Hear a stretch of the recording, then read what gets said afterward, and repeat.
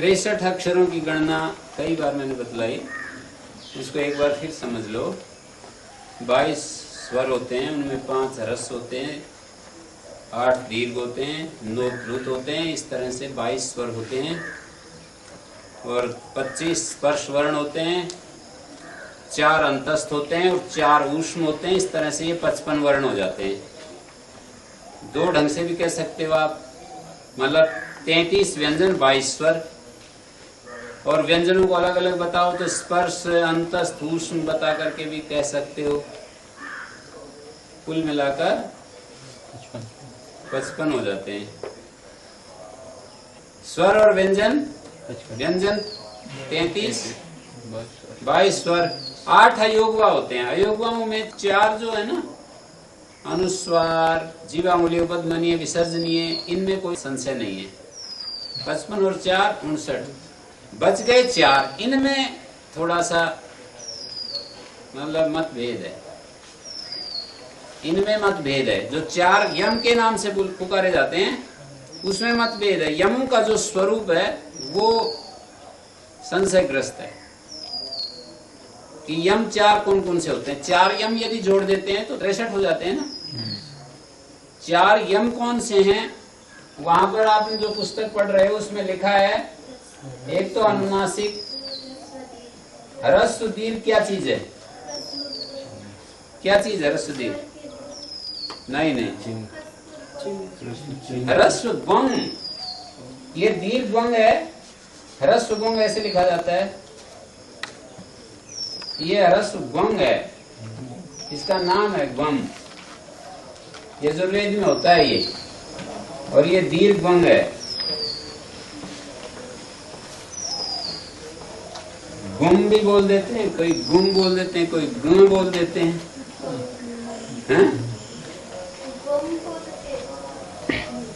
और ये लय अक्षर ये ऋग्वेद में ही होता है। ये पुस्तक में लिखे हैं। 2 अक्षरों के बीच में ड आ जाए तो वेद मित्र आचार्य के मत में लय कहा हो जाता है, ऐसा वहां पर कहा है। 2 स्वरों के बीच में, 2 स्वर के बीच में यदि ड अक्षर आ जाए उसको लय हो जाता है। हरियाणा का जो हाड़ी शब्द है ना, जैसे हाड़ी पाड़ी है,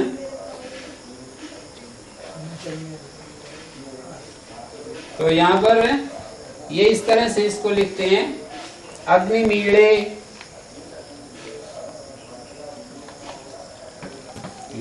यहाँ देख रहे हैं 2 स्वरों के बीच में ड अक्षर आ गया ना। कौन कौन से 2 स्वरों के बीच में ड अक्षर आया? ई और ए के बीच में ड अक्षर है तो इसको मीड़े बन गया। हाँ, इड़स्पदे समिध्यसे सैनो वसुन्याभर समूलमस्य पांसुरे। ढ अक्षर आए तो उसका ये हो जाता है। समूढ़म शब्द को वहां पर ऋग्वेद में क्या हो जाता है? ऐसे लिखेंगे इसको,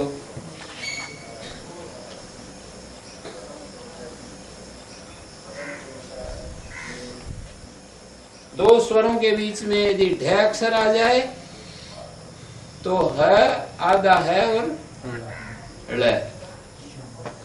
अब ये तो गिनाया नहीं, यहाँ पर वर्णमाला में ये अक्षर नहीं गिना रखा है और इसका कहीं पर पाणिनि ने उच्चारण स्थान भी नहीं बताया कि इस अक्षर का ये उच्चारण स्थान है।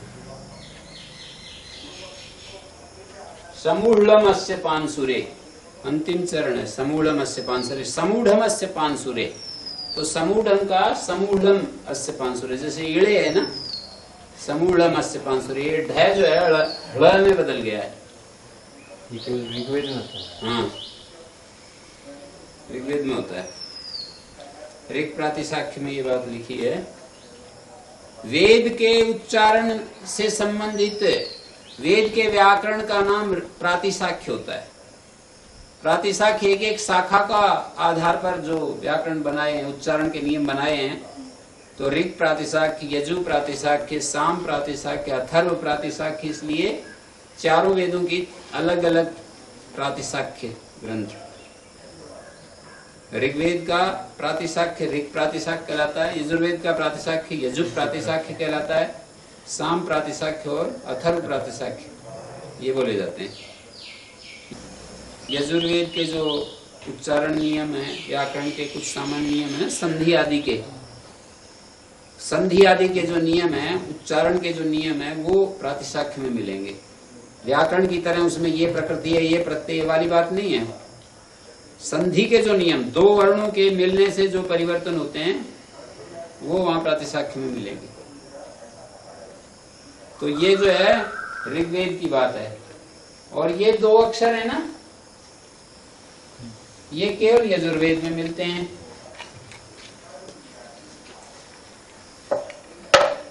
ये यजुर्वेद में मिलते हैं। यजुर्वेद के दो शाखाएं, एक माध्यन्दिन शाखा है और एक तैत्तिरीय। ये यजुर्वेद हम पढ़ते हैं ना, ये माध्यन्दिन संहिता है, इसको वार्ष्णेय संहिता भी कहते हैं।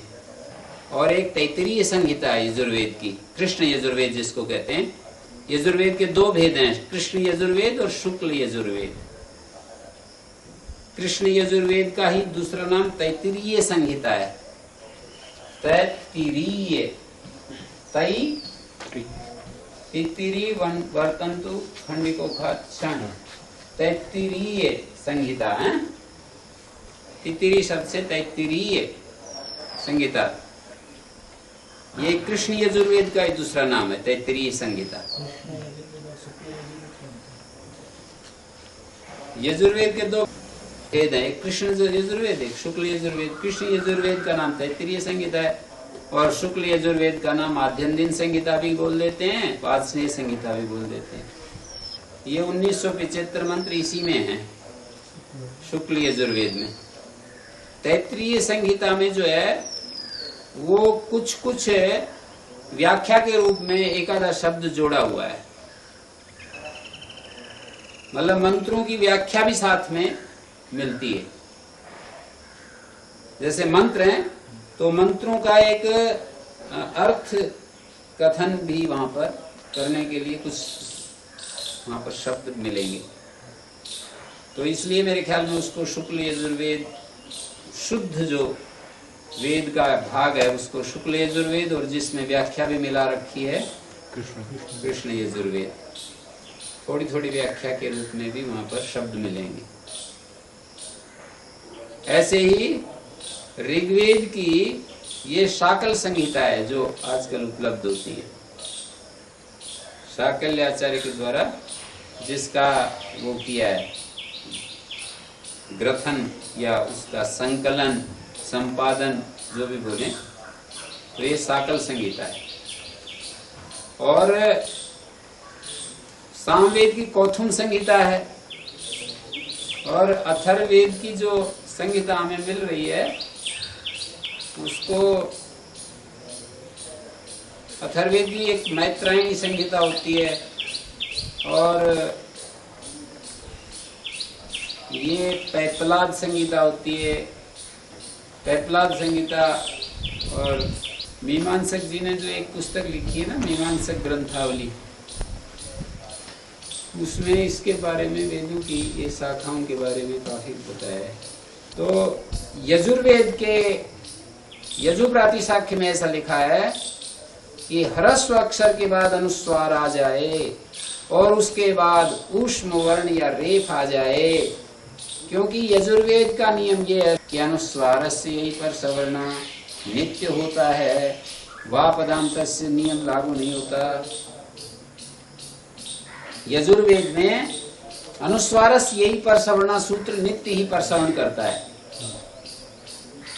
लौकिक भाषा में वा पदांत भी लगता है कि पदांत अनुस्वार को विकल्प से परसवर्ण होता है, पर यजुर्वेद में नित्य परसवर्ण होता है। जैसे यद भद्रम तन्न आसुव, यद भद्रम, ये जो भद्रम है ना, यद भद्रम तद न आसु है। ये तय जो है यरोनास के नासिकोवा से तय को न हो रहा है। भद्रम का जो अनुस्वार है ये परसवर्ण होकर के लिखा जाता है, भद्रम तन्न, ऐसा, ठीक है। यद भद्रम तन्न आसु है, ये यजुर्वेद में इस तरह से ही लिखा जाता है परसवर्ण। लेकिन मैं एक बात कह रहा हूँ, रेफ उष्मणाम सवर्णान संति, इसमें लिखा है वर्णोच्चारण शिक्षा में कि रेफ और ऊष्म वर्णों के सवर्ण नहीं होते हैं। तो रेफ और ऊष्म वर्ण यदि परे आ जाएं, 5 अक्षर परे आ जाएं, ठीक है, 5 अक्षर परे आ जाएं तो क्या होता है, अनुस्वार को पर सवर्ण नहीं होगा। तो वहां क्या होगा, वहां ये अक्षर बदल जाता है, अनुस्वार को पर सवर्ण न होकर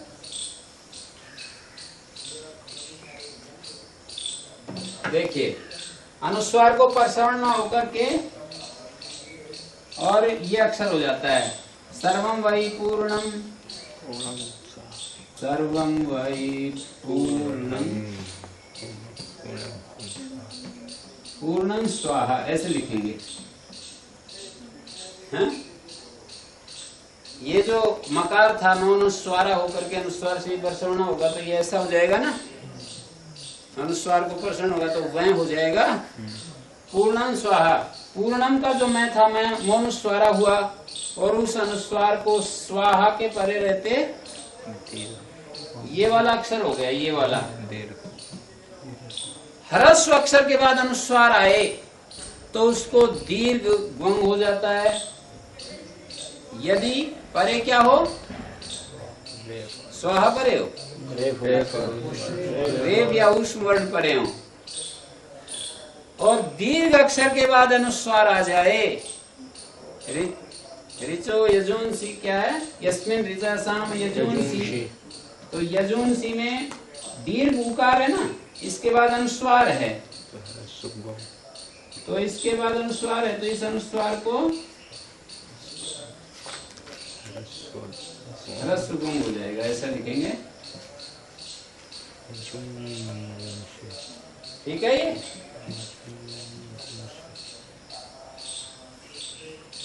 ये वाला एक अलग अक्षर है, वहां पर जो लिखे हैं ना उनकी बात कर रहा हूं। तो यजोंसी दीर्घ उकार है ना, दीर्घ उ के बाद अनुस्वार था, उस अनुस्वार को ह्रस्व गुम हो गया है। यस्मिन् ऋचासाम यजोंसी यस्मिन् प्रतिष्ठिता रथना भाविवारा सर्वं वै पूर्णं स्वाहा, ऐसे बोलेंगे। दीर्घ के बाद, दीर्घ कौन सा दीर्घ, अनुस्वार से पहले वाला अक्षर, अनुस्वार से पहले वाला अक्षर दीर्घ। ये जो अनुस्वार होता है ये लिखने में, लिपि में आजकल हम ऐसा लिखते हैं कि उसके ऊपर रखते हैं, एक्चुअल में वो उसका धर्म नहीं है, अच का धर्म नहीं है, वो एक स्वतंत्र अलग वर्ण है, अलग से लिखा जाएगा, अलग लिखा जाएगा। हाँ, उसको अलग भी लिख सकते हैं, जैसा कन्नड़ लिपि में लिखते हैं, मैंने आपको कई बार बताया। यदि कन्नड़ लिपि के हिसाब से लिखते हैं तो इसको ऐसे लिखा जाएगा,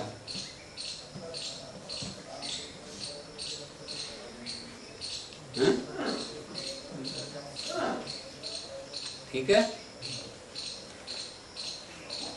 तेलुगु और कन्नड़ लिपि में ऐसे लिखते हैं।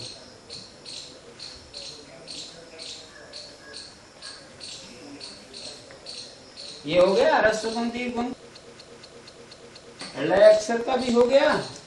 और ये जो अनुनासिक है, मुख और नासिका से जो बोला जाता है उसको अनुनासिक कहते हैं। ये स्वतंत्र वर्ण नहीं है, अचों का धर्म है, या यह व लय का धर्म है, यह व लय का धर्म है या अचों का धर्म है। इसकी पुष्टि में आप क्या बोलेंगे कि ये जो है स्वतंत्र वर्ण नहीं है। स्वामी दयानंद ने तो यहाँ पर व्याख्या में 4 यही वर्ण लिखे हैं। तो मैं ये कहूंगा कि ये जैसे डैकुड़ है या ढैकुड़ है, और इधर ये ह्रस्व गुण, दीर्घ गुण, ये अपने अपने सर्ववेद पारिषद नहीं है, ये अपने शाखा के हिसाब से जो है ना, अपनी शाखा के हिसाब से इन वर्णों को मान्यता दी गई है। जैसे ऋक् प्रातिशाख्य एक यजुर्वेद की शाखा के वर्णों के उच्चारण नियम बताए हैं, तो उस यजु प्रातिशाख्य के हिसाब से इन दो वर्णों का अस्तित्व बतलाया है, और ड को जो ल अक्षर है वो ऋग प्रातिशाख्य के हिसाब से केवल वहां पर है, बाकी तो नहीं बोला जाएगा। ड यदि ढ यदि इसमें आएगा, यजुर्वेद में आएगा तो ड ढ ही बोलेंगे, उसको ल नहीं बोलेंगे। तो अपने शाखा के नियमों के अनुसार वो ल या ढ ये होते हैं।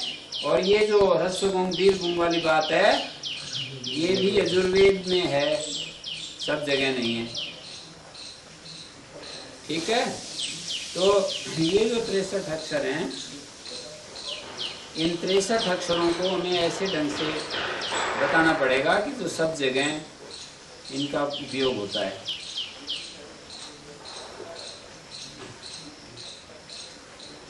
इसमें 4 यम मैंने आपके सामने कल जो चर्चा की थी ना, 4 यम की जो चर्चा की थी, वो 4 यम क्या होते हैं? कल वो श्लोक मैंने पढ़ाया था, तपयो कपकारो से तद्वर्गीय आश्रयत्वता पलिक्नी चक्नतु जग्निर जघ्नुरित्यत्र यद वपुः नासिक्येन उक्तम कादीनाम तय में यमः। मैंने कहा कि अयमा नहीं है, ये यमा पाठ है।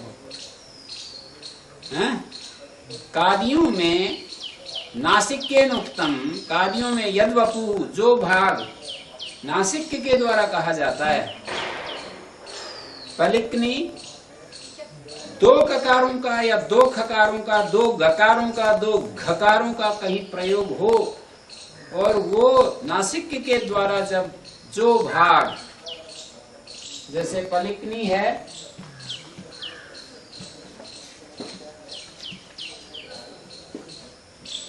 कादी नाम, कादियों में नासिक्य के द्वारा जो भाग कहा जाएगा।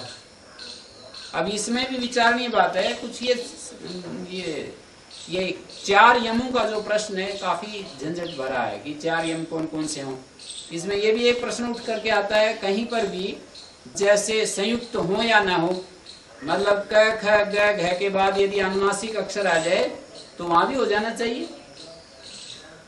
जरूरी नहीं कि 2 ककार आए तब, ये 2 ककार तो इसलिए दिखता है, ये भी कहने वाला कह सकता है कि ये 2 ककार इसलिए दिखाए हैं, पलिक्नी प्रयोग इसलिए दिखाया है कि एक शुद्ध ककार है और एक नकार की ध्वनि से उपहित ककार है। नासिक्येन उक्तम कादीनाम, कादियों के मध्य में नासिक्य के द्वारा जो कहा जाएगा। यद वपु माने जो भाग, वपु कहते हैं भाग को, नासिक्येन उक्तम, नासिक्य के द्वारा, वपु शब्द नपुंसकलिंग है इसलिए नपुंसकलिंग में उक्तम कहा है। यद वपु नासिक्येन उक्तम, जैसे वेदः उक्तः ऐसे बोलेंगे।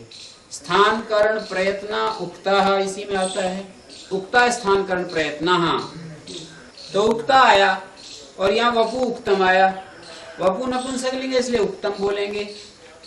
नासिक्येन उक्तम कादीनाम, कादियों में जो भाग नासिक्य से कहा जाएगा, नासिक से तो वही भाग कहा जाएगा जो नासिक्य वर्ण के साथ में पढ़ा हुआ मिलेगा। नासिक्येन उक्तम कादीनाम तय में यमः, उनको यम कहते हैं। तो यम कितने होते हैं बोले तो प्रथम द्वितीय तृतीय चतुर्थ 4 होते हैं, यम होते हैं, 4 यम होते हैं। और मैंने कल वो लिखा करके दिखाया था ना, कु खु गु घु यमा, वहां पर जो आखिरी में एक पंक्ति है जो अभी मैंने ये श्लोक बोला, नासिक्य उक्तम कादीनाम तय में यमः तेषाम उकारा, संस्थान वर्गीय लक्ष्य का, संस्थान की जगह संस्थान पाठ करवाया था। तेषाम उकार, तेषाम माने कु खु गु घु इत्ते तेषाम उकार। ये उकार व्याकरण में तो कु चु टू तु गु में आता है, पर उसका संकेत नहीं है। ये व्याकरण में जो कु चु टू तु गु आता है वो वाला ये उकार नहीं है। ये उकार कुम खुम गु घु इन 4 के साथ जुड़ा हुआ जो उ है उस उकार का संकेत है। तेषाम उकारा, उन क ख ग घ से संबंधित जो उकार है वो उकार संस्थान वर्गीय लक्ष्य का समान स्थान पर अलग अलग वर्गों में होने वाले वर्णों का लक्षण है। समान स्थान पर, जैसे कु का जो उकार है वो उकार समान स्थान कौन से होंगे? पहले स्थान वाले वर्गों में होने वाले जो वर्ण होंगे, समान स्थान पर वर्ग में होने वाले वर्ण, समान स्थान पर वर्ग में होने वाले जो वर्ण हैं उन वर्णों का लक्षक होगा। तो नासिक के वर्ण आएगा च के साथ में, तो वो यम बन जाएगा। ऐसे ही तय के साथ, ट के साथ, पै के साथ, पांचों जो 5 स्पर्श वर्ण है ना, ये पहले इनके साथ में नासिक के वर्ण कोई आए तो इनकी प्रथम यम संज्ञा होगी। प्रथम, पहला यम। ये संख्या की दृष्टि से नहीं गिन रहे हैं। यदि आप एक एक को गिनोगे तो 5 थोड़ी, 4 थोड़ी होंगे, कितने होंगे? 5 वर्ग हैं, 4 जगह गिनोगे तो 20 होंगे, पर 20 यम नहीं होते हैं, 4 यम होते हैं। वर्ग की दृष्टि एक वर्ग में लेंगे केवल। हाँ, एक वर्ग में मतलब एक वर्ग से ही गिन लेंगे, ऐसे सारे वर्गों का एक मतलब नहीं। नहीं, अनुनासिक परे रहते, नासिक के साथ जो कोई भी वर्ण बोला जाएगा, पहला वर्ण जो 5 वर्गों के पहले वर्ण तो एक यम, और 5 वर्गों के दूसरे वर्ण तो द्वितीय यम, 5 वर्गों के तीसरे वर्ण तृतीय यम, 5 वर्गों के चौथे वर्ण चतुर्थ यम। इस तरह से प्रथम, द्वितीय, तृतीय, चतुर्थ यम बन गए ये हैं। स्थान की दृष्टि से नहीं, स्थान की दृष्टि से नहीं, यमों का स्वरूप। यमों का स्वरूप तो होगा, मतलब प्रथम यम, द्वितीय यम, तृतीय यम पर जैसे पूरे 5 वर्ग के पहले वर्ण का ले रहे थे, स्थान की दृष्टि से ही ले रहे हैं ना, प्रथम यम और द्वितीय यम, तृतीय। स्थान का मतलब वो जो वहां पर जो पढ़े हुए हैं, स्थान मानी समान स्थान पर जो वर्ण पढ़े हैं। कु के नीचे देखेंगे वर्टिकली जब देखेंगे ना ऊपर से नीचे की तरफ ऐसे, तो वो पहले, दूसरे, तीसरे, चौथे जो ऐसे देखेंगे ना, तो वो 4 यम हो गए। अब इसमें मैं ये पूछा था, आज मैंने जो सवाल किया वो ये था कि आप कैसे सिद्ध करोगे कि अनुस्वार और अनुनासिक जो होते हैं, अनुस्वार तो एक स्वतंत्र वर्ण है पर अनुनासिक एक स्वतंत्र वर्ण नहीं है, और यम जो है 4 यमों के बारे में जो बात है ना, वो ये वाले यम लेने पड़ेंगे। इसमें जो है कैसे कुछ कोई वर्णोच्चारण शिक्षा का प्रमाण दे सकते हैं?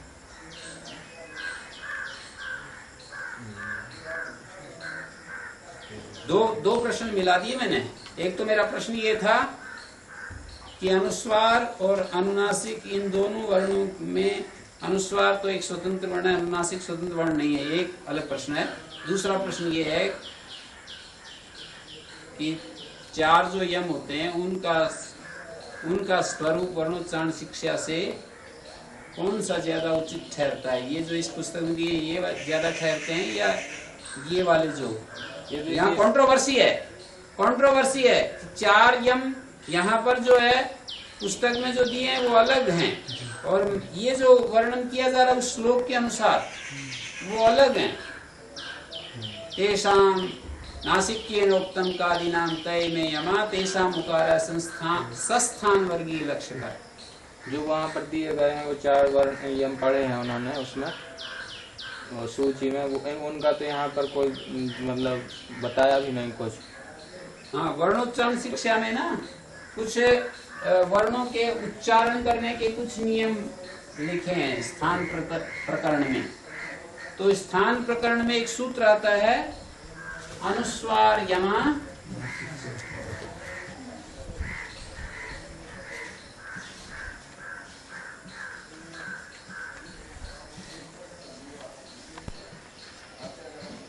ये एक सूत्र है, अनुस्वार यमा नासिक्यः। अनुस्वार यमा नासिक्य जो है अनुस्वार और यम जो वर्ण होते हैं वो नासिक के होते हैं। एक वर्णोच्चारण जो प्रकरण है ना, जिसमें स्थान प्रकरण जिसको बोलते हैं, उसमें एक ये सूत्र आता है। वहां की व्याख्या करते समय उनको कहना पड़ गया कि ळ अक्षर को छोड़कर, ळ अक्षर तो नासिका से बोला नहीं जाता, और यम जो है 4 वो अलग बताए थे। यम 4 कौन कौन से बताए थे? ह्रस्वगम, दीर्घगम, ळ अक्षर और अनुनासिक। तो अनुनासिक भी नासिका से नहीं बोला जाता है, यूं तो मुख नासिका से बोला जाता है अनुनासिक। तो अनुस्वार यमानासिक क्या सूत्र है ना, उसका ये अर्थ है कि अनुस्वार तथा यम वर्ण नासिका से बोला जाता है, अनुस्वार और यम नासिका से बोला जाता है, और अनुनासिक वर्ण नासिका से बोला जाता है। और लय अक्षर भी बिल्कुल छूट गया, लय अक्षर बिल्कुल छूट गया। और उधर अनुनासिक जो है पहली बात तो अनुनासिक वर्णों को ये स्वतंत्र वर्ण कैसे मान लिया, अयोगवा होते हुए भी स्वतंत्र अस्तित्व उसका अनुस्वार का पाणिनि से भी सिद्ध नहीं होता। जैसे मौनुस्वारा, मैं के स्थान में अनुस्वार आदेश होता है, तो ये तो एक आदेश हो गया, मैं हट जाता है, अनुस्वार एक वर्ण आ जाता है उसकी जगह। और जैसे मतु असोरु संबुद्धो छंदसी, एक प्रकरण है, मतु असोरु संबुद्धो, मतु और वसु को रू हो जाता है छंद में। जैसे मान लीजिए हम बना रहे हैं हरिवो वेदिनम त्वा, हरि वत शब्द है, मतुब का ये वह हो गया है छंसीरा, मतुब के मैं को वह हो गया है, मतु असोरु संबुद्धो छंसी, हरि और वह और इस तय को रू हो गया। ठीक है, समझते जा रहे हैं? हरिवो वेदिनम त्वा। तो अब देखिए यहाँ मतु असुर संबुद्ध छंसी, मतु असु को र हो जाता है, र होकर के वो हसीचे, हसीचे से र को उ और आठ गुणा से गुण होकर के हरिओ मेदिनमत्वा बन गया। अगला उदाहरण बनेगा इसका, नश्चव्य प्रशांत का नाम रेड इत्यादि जो उदाहरण है ना, वो बनेगा जैसे आतोटि नित्यम।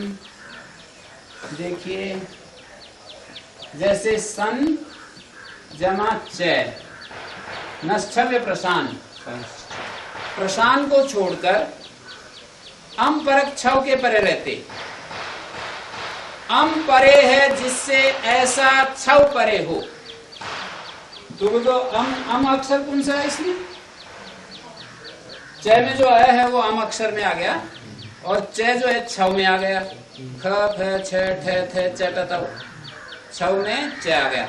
अम परक छव के परे रहते, न को रू होता है, नश्चव्य प्रशांत न को।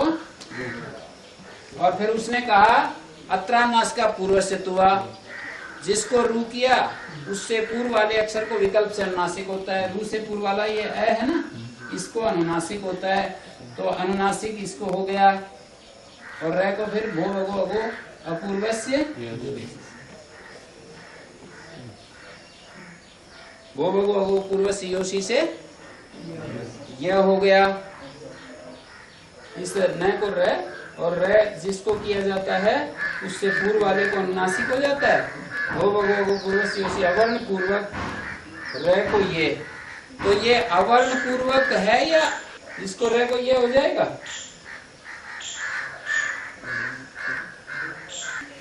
ये रह को ये कैसे कर दोगे? नहीं होगा। तो अत्रानास का पूर्व से तो खर सानुर विसर्जनीय होगा, और विसर्जनीय से स, और स को स्तोष्ट नष्टु, ये इस तरह से बनता है संस्चय।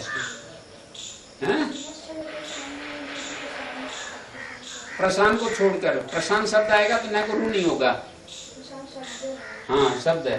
तो इसको देखिए, मैं ये कहना चाह रहा था अत्रानाश को पूर्व वाले अक्षर को अनुनासिक हो गया ना, तो ये आकार को अनुनासिक हो गया। अब वहीं पर एक सूत्र है अनुनास का परोनुस्वारा, पर का मतलब वहां पर अन्य है, अनुनासिक से अन्य अनुस्वार आगम होता है। अनुस्वार कहीं आगम किया है और कहीं कहीं आदेश किया है। मोनुस्वारा में जो माँ के स्थान में आया गया, मैं के स्थान में जो अनुस्वार आया है वो आदेश हुआ है, और यहाँ अनुस्वार को आगम कर रहे हैं। मानुस्वारा मोनुस्वारा में तो मैं को हटा करके अनुस्वार बिठा दिया जाता है। जैसे ग्रामं गच्छति तो मैं को तो हटा दिया और अनुस्वार बिठा दिया, यूं समझ लो ग्रामं गच्छति, ये अनुस्वार है। अनुस्वार एक स्वतंत्र वर्ण है। जैसे सकार का र को विसर्जनीय, तो र को हटा करके विसर्जनीय आदेश कर देते हैं, विसर्जनीय को फिर स कर देते हैं। तो परस्पर ये एक दूसरे वर्ण के स्थान में, जैसे इकोयणची ई के स्थान में यह कर देते हैं, ई एक वर्ण था उसके स्थान में दूसरा एक यह वर्ण आ गया। र एक वर्ण था उसको खरसाने विसर्जनीय एक वर्ण आ गया, विसर्जनीय स, विसर्जनीय एक वर्ण था उसके स्थान में स एक दूसरा वर्ण आ गया। एक के स्थान में दूसरे जो वर्ण आकर के बैठते हैं उसको बिल्कुल हटा करके और दूसरा आकर के बैठ जाता है, और आगम उसके नजदीक आकर बैठता है। तो अनुनासिकात् परोनुस्वार, अनुनासिक से अन्य अनुस्वार आगम होता है। अनुनासिकात् पर अनुस्वार आगमो भवति, अनुनासिक से अन्य अनुस्वार आगम होता है। तो यहाँ अनुनासिक जो होगा, जब अनुनासिक नहीं होगा तब अनुस्वार आगम होगा। अनुनासिकात् परोनुस्वारा का अर्थ है, 8वें देगा तीसरा पद निकाल रखा है ना, अनुनासिकात् परोनुस्वारा, अनुनासिक से अन्य, अर्थात जब अनुनासिक आदेश नहीं होता है, अनुनासिक नहीं होता है, तो उससे भिन्न अवस्था में अनुनासिकात् परः अन्यः अनुस्वार आगमो भवति। तो अनुस्वार से, अनुनासिक से भिन्न अनुस्वार आगम होता है। तो स ये अनुस्वार हो गया, और इस रे को विसर्ग और विसर्ग को स और स को संश्च, ऐसा बन जाता है। मोनुस्वारा की बात मैंने समझाई, और ये अनुनासिकात् परोनुस्वारा यहाँ पर भी एक स्वतंत्र अनुस्वार के रूप में कहा। और ये जो स्वर होते हैं इनको अनुनासिक होता है, इसी से एक बात निकली, अत्रानस का पूर्वस्यत्वा, पूर्व वाले अक्षर को अनुनासिक हो जाता है, पूर्व वाले अक्षर को ही अनुनासिक हो जाता है। उपदेश अनुनासिक में भी अनुनासिक अर्थ बतलाया है। तो वर्णोच्चारण शिक्षा में भी कहा है कि अकार ह्रस्व दीर्घ प्लुतत्वात् त्रैस्वर्योपनयन अनुनासिक के भेदाच्च अष्टादशात्मका एवं वर्णादय। अकार जो ह्रस्व दीर्घ प्लुत भेद से त्रैस्वर्योपनयन उदात्तंदात् स्वरित, इन 3 स्वरों के साथ अनुनासिक के भेदाच्च, और अनुनासिक उसका भेद है, अनुनासिक उस का एक भेद है, अनुनासिक एक उसकी विशेषता है, भेद है? तो अनुनासिक एक स्वतंत्र वर्ण नहीं है, स्वरों की एक विशेषता है अनुनासिक। और एक इसमें ये तर्क है कि अभी जो कल मैंने बाह्य प्रयत्न वाले जो सूत्र पढ़ाए, निकालो एक बार। बाह्य प्रयत्न वाले क्या सूत्र हैं? वर्गाणाम प्रथम द्वितीया ससस विसर्जनीया जिह्वामूल्य उपद्मानीया। क्या है? ससस विसर्जनीय है, विसर्जनीय, और पूरा एक पद आगे तो जिह्वामूल्योपद्मानीया, यहाँ तक एक पद है ये। ससस विसर्जनीय जिह्वामूल्योपद्मानीया, ससस विसर्जनीय जिह्वामूल्योपद्मानीय, 3 हो गए ना, ये 3 और 3 6 निर्देश कर रखे हैं यहाँ पर समस्त पद के द्वारा। वर्गाणाम प्रथम द्वितीया, वर्गों के पहले दूसरे, ध्यान देने की बात है, वर्गों के, जैसे कु चु टू है तो क है, च है, इस तरह ट है, त है, प है। वर्गाणाम प्रथम द्वितीय, स श श स विसर्जनीय जीवामूल्य उपदमानीय यमौ च प्रथम द्वितीय। और इसमें पहले दूसरे यम है, पहले और दूसरे यम ये क्या हैं? बोले विवृत कंठा श्वासानुप्रदाना घोषाश्च। विवृत कंठ से बोले जाते हैं, श्वास का अनुप्रदान होता है। जब कंठ विवृत होगा तो श्वास निकलेगा, श्वास का अनुप्रदान माने उसके पीछे, कंठ विवृत होगा तो उसके पीछे श्वास निकलेगा और अघोष घोष ध्वनि नहीं होगी, अघोष वर्ण बनेंगे ये। एके अल्पप्राणा इतरे महाप्राणा।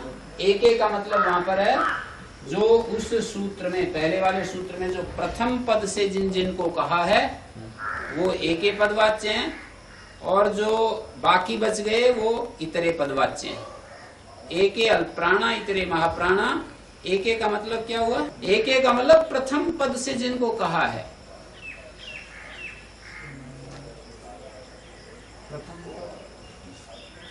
वर्गाणाम प्रथम द्वितीय सस विसर्जनीय जीवामूल्य उपदमानीय, ऐसा जो कहा है इस सूत्र में।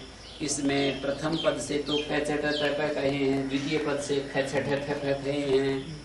तो एके अल्पप्राणा इस सूत्र में जो एके पद है वो प्रथम वर्णों को संकेत कर रहा है, द्वितीय को नहीं कर रहा है। एके अल्पप्राणा इतरे महाप्राणा का मतलब हो गया प्रथम जो है वो अल्पप्राण है, और जो बाकी बच गए, तो बाकी कौन से बच गए? ख फ छ ठ थ ये बच गए, और क्या क्या बच गए? ख फ छ ठ थ बच गए, और बाकी कौन बच गए? द्वितीय तथा स विसर्जनीय जीवामूल्य उपदमानीय। ये एके अल्पप्राणा का मतलब पहले वाले जो है प्राण है, अल्प प्राण। और इतरे महाप्राणा, इतरे माने बाकी महाप्राण है। बाकी कौन कौन से हैं? तो जो ख छ ठ थ प्रथम द्वितीय था ना उस सूत्र में, प्रथम और द्वितीय जो हैं उनको बताया था, विवृत कंठा श्वासानुप्रदाना घोषा। तो उसके परिप्रेक्ष्य में ये बात कही है, उस सूत्र को सामने रखकर एके अल्पप्राणा इतरे महाप्राणा कहा है। एके अल्पप्राणा इतरे महाप्राणा उस सूत्र के परिप्रेक्ष्य में कही है। एके का मतलब प्रथम पदवाच्य, और इतरे का मतलब बाकी सब बच गए उस सूत्र के हिसाब से। उस सूत्र में प्रथम जो है क छ ठ थ पे है, बाकी क्या क्या बच गए? ख छ ठ थ पे तथा स विसर्जनीय जीवामूल्य उपदमनीय, ये बच गए उस सूत्र में। ख छ ठ थ फ ये द्वितीय पद से कहे जा रहे हैं, तथा श स विसर्जनीय जीवामूल्य उपदमनीय, ये सब महाप्राण है। ठीक है। उसके बाद जो है, उसके बाद क्या है? दूसरा सूत्र वर्गाणाम तृतीय चतुर्था अंतस्था अकार अनुस्वारौ यमौ च तृतीय चतुर्थौ नासिक्याश्च, नासिक्याश्च ये भी है, नासिक्याश्च संवृत कंठा नादानुप्रदाना घोषवन्तश्च ये का। पहले वाले सूत्र में यमौच भी तो था, वो पहले दो यम। तो यमौच द्वितीय तो मैंने बताया, पहला दूसरा यम, यमौच प्रथम द्वितीय, और इसमें कहा यमौच तृतीय चतुर्थ तीसरे चौथे यम। तो पहले दूसरे यम तो वो हैं, और तीसरे चौथे यम ये वाले हैं। पहले दूसरे यम कौन से होंगे, तीसरे चौथे यम कौन से होंगे? तो मैं बताया आपको कि नासिक के वर्ण परे होंगे ना, ये जो यमगणनम, ये 5 अक्षर वर्गों के जो पंचम वर्ण हैं उनके परे रहते। पूर्व वाले जो क ख ग घ ये 4 यम होते हैं। तो इन 4 यमों में से पहला दूसरा जो यम है वो विवार श्वास घोष होता है, और तीसरा चौथा यम वो समारनाद घोष होता है, संवृत कंठ, नादानुप्रदान और घोषवान होता है। पहले दूसरे जो यम है वो उसका बाह्य प्रयत्न बता रहे हैं इस प्रकरण में। बाह्य प्रयत्न, जो एक अभ्यंतर प्रयत्न होता है, एक बाह्य प्रयत्न होता है। तो बाह्य प्रयत्न का ज्ञापक है ये प्रकरण। ये कौन सा प्रकरण है? चौथा प्रकरण है ना जी। स्थान प्रकरण, करण प्रकरण, आभ्यंतर प्रयत्न, बाह्य प्रयत्न। बाह्य प्रयत्न का ये चतुर्थ प्रकरण चल रहा है वर्णोच्चारण शिक्षा का।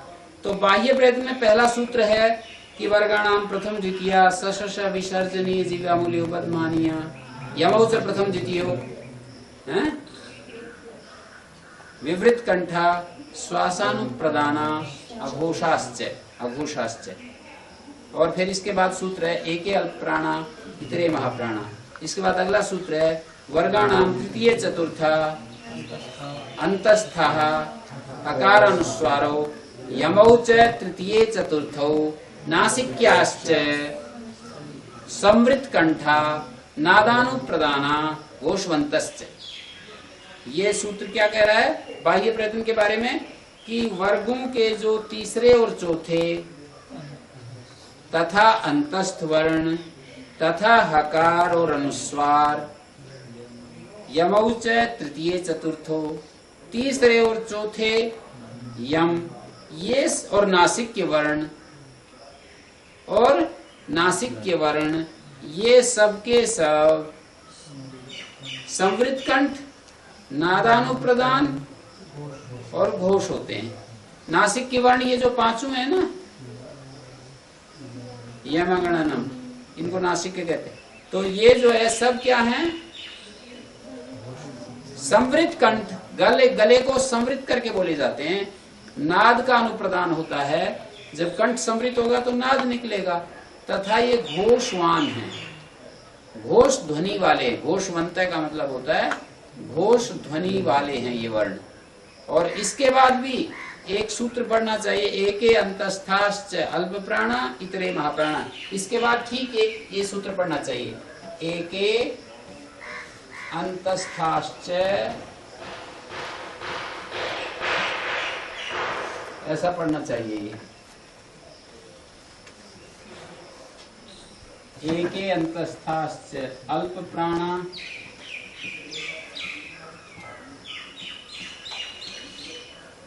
इतरे महाप्राणा।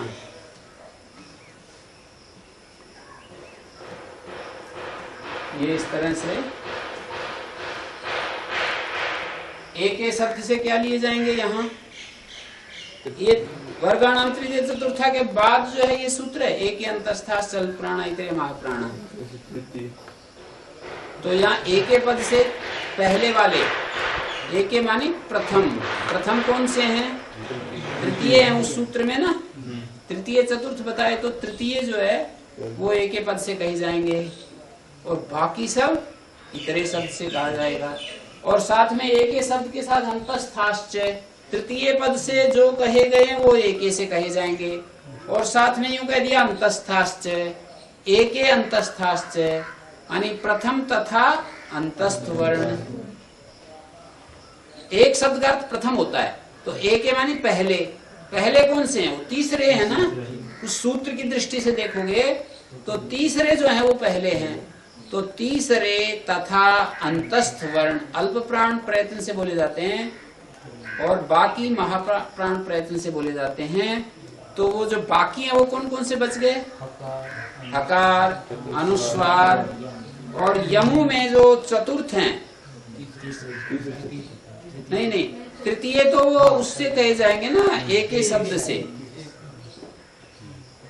जैसे पहले वाले सूत्र में वर्गाणाम प्रथम द्वितीया और यमौ च प्रथम द्वितीयो तो वो जो प्रथम पदवाच्य वो एक से कहे जा रहे हैं और बाकी इतरे से कहे जा रहे हैं। यहाँ पर भी जो तृतीय पदवाच्य हैं तृतीय पद से जो कहे जा रहे हैं वो एक से उनका संकेत हो रहा है और बाकी जो हैं चतुर्थ हैं वो इतरे शब्द से कहे जा रहे हैं।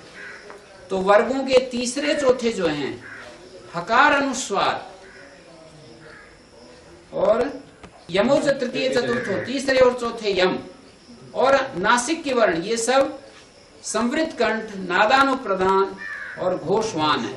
तो इसमें भी आपको देखना है कि एक अल्प प्राणा इतरे महाप्राणा जो तीसरे हैं चाहे यमों की दृष्टि से कहें या फिर वर्ग की दृष्टि से कहें। जो तृतीय हैं वो अल्प प्राण है और बाकी महाप्राण है इतरे महाप्राण। अल्प प्राण माने उनको बोलने में अल्प प्राण की आवश्यकता है। जैसे क ख क को बोलने में अल्प प्राण की जरूरत है। हम ऐसे हाथ रख के बोले ना बोल के देख लो पास में देखा है? क ख ग घ, ग भी बोलो घ भी बोलो, क ख ग घ घ। वायु जो है एकदम स्पर्श करती है, क में नहीं करती, ख में करती है, फिर ग में नहीं करती, घ में करती है। हैं? थोड़ा मतलब लाउडली बोलोगे ना, क ख ग घ, थोड़ा जोर से बोलो। खा में तो निकलती, घा में नहीं निकलती। हैं? तो ये अल्प प्राण महाप्राण की पहचान बता रहा हूं।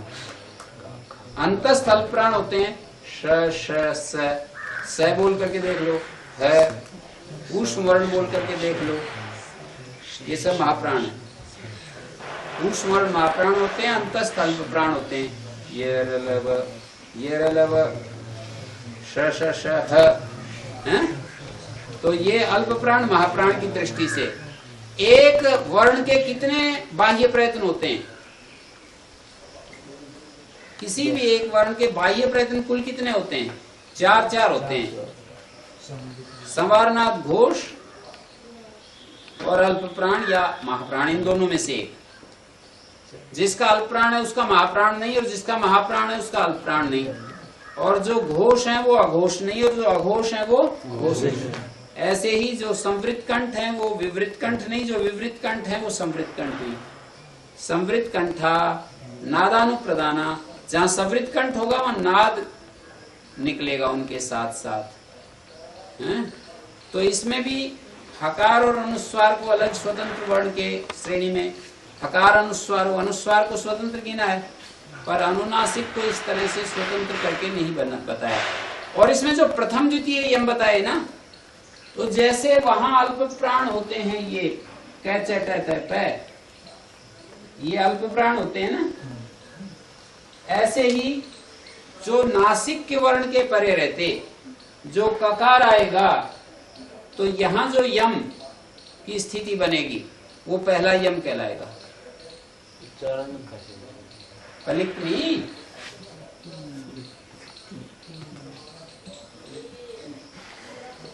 पलिक्नी जब बोलेंगे तो ये न के साथ में जो क है ये पहला यम है, नकार के साथ। चक्ष न तू, यहाँ पर न के साथ जो खकार है ये दूसरा यम है, ये महाप्राण बोला जाएगा। इसी तरह से जगमी, ये तीसरा यम है, ये अल्प प्राण बोला जाएगा। जगनु, ये चौथा यम है। न के परे रहते जो घ बोला जा रहा है ये चौथा यम है। ठीक है। और एक बात आगे लिखा है, यथा तृतीया तथा पंचमा, जैसे तीसरे हैं वैसी स्थिति पंचम वर्णों की है। तीसरे कैसे होते हैं? संवारनाथ घोष होते हैं, अल्प प्राण होते हैं। इसी तरह से पांचवें भी। आनुनासिक में ऐसा अधिको गुणा, इनमें आनुनासिक गुण अधिक होता है, आनुनासिक अधिक होता है। और हकारेण चतुर्था, सस्थानेन द्वितीया, ये दो सूत्र आखिरी में। शादय उष्माणा, हाँ, शादय उष्माणा का मतलब ये है कि शादी जो उष्म वर्ण है इनका भी महाप्राण प्रयत्न से बोले जाते हैं।